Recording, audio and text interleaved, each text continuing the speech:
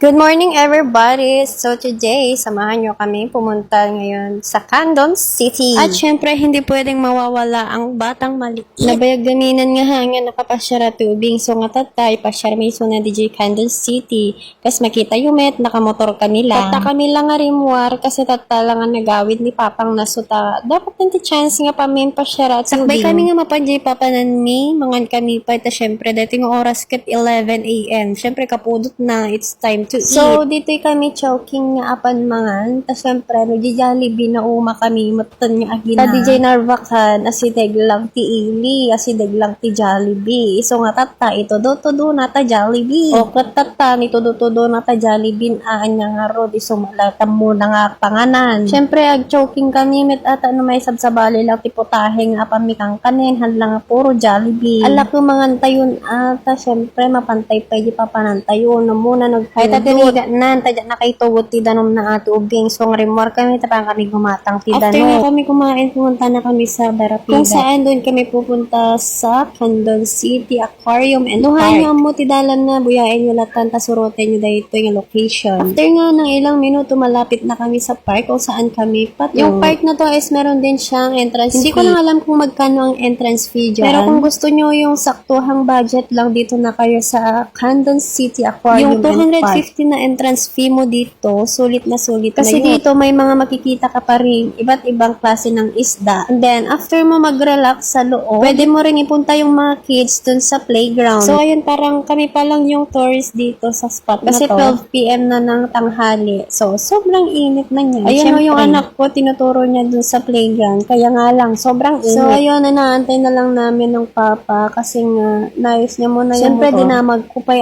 open da kasi siksi kami pa lang pagpintin napilit kami man ang kinalakay ko no open daw na sa anim baga lang nga ron no open no di pala so pag PWD libre pag 2 feet below libre din yung sayang bayad. Nga hindi umabot yung ID ko na PWD di sana na libre na ako. So total ng binayaran namin is 500 kasi yung bata is libre. Ayan makikita nyo rin si Nemo and Dory. Sulit nga yung binayan namin dito kasi nga may mga iba't ibang isda ka na makikita. Nag-enjoy na lang kaming tatlo. Talagang pinagalan namin dyan sa loob kasi nga sobrang init na sa labas. Kasi dapat dahil tinigyak mo ninyo naga na dahil nga sida ni kita nyo adam at isara na. Dapat makita yung nga igat. O, sa bali nga kulay nga igat.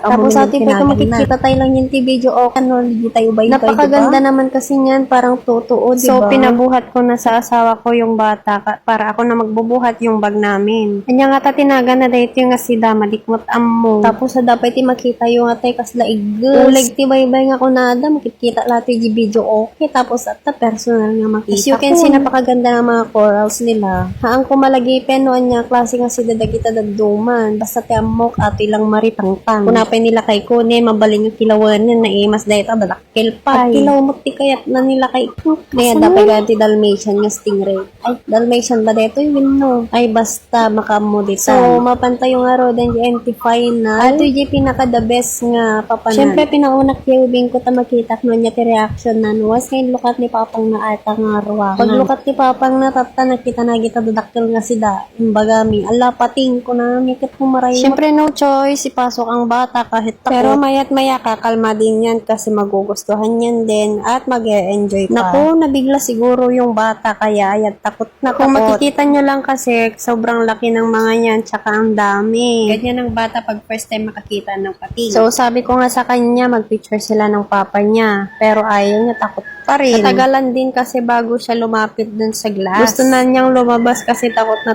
talaga yung bata. Sobrang dami nila, ayan, umiikot-ikot lang dyan sa malaking bato. Napakaganda nilang tignan. Tsaka pag nasa labas ka, hindi ka nila makikita. At hanggang dito na lang ang ating video. Bye!